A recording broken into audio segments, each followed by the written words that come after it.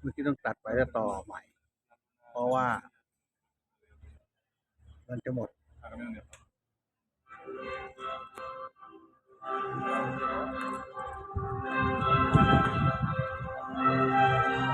ดูตัวอะไรออก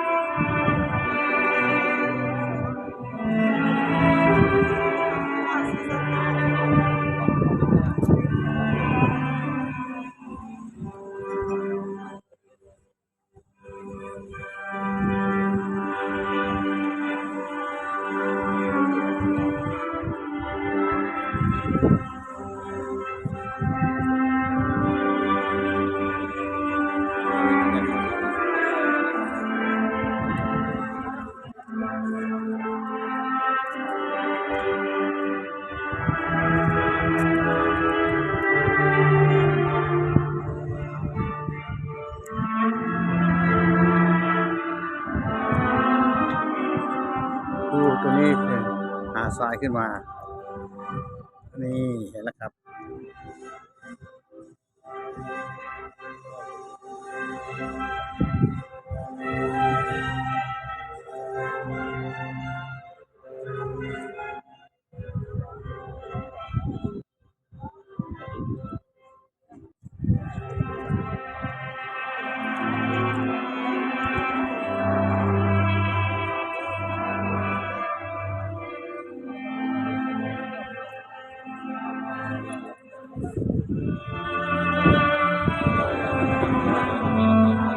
เมื่อยแขน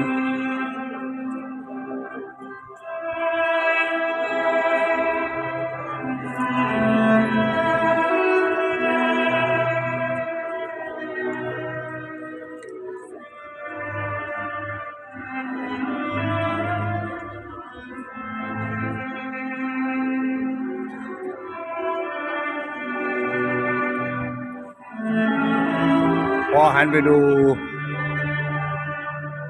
การจับภาพก็เคลื่อน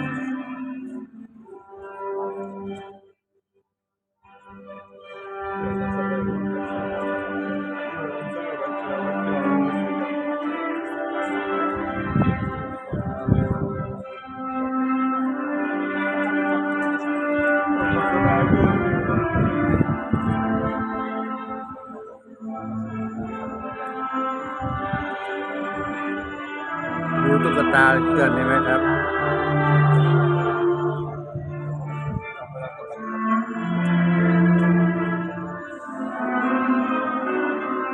ช่องใต้ไก่ซึ่งผมมองตรงนี้ไม่เห็นนะ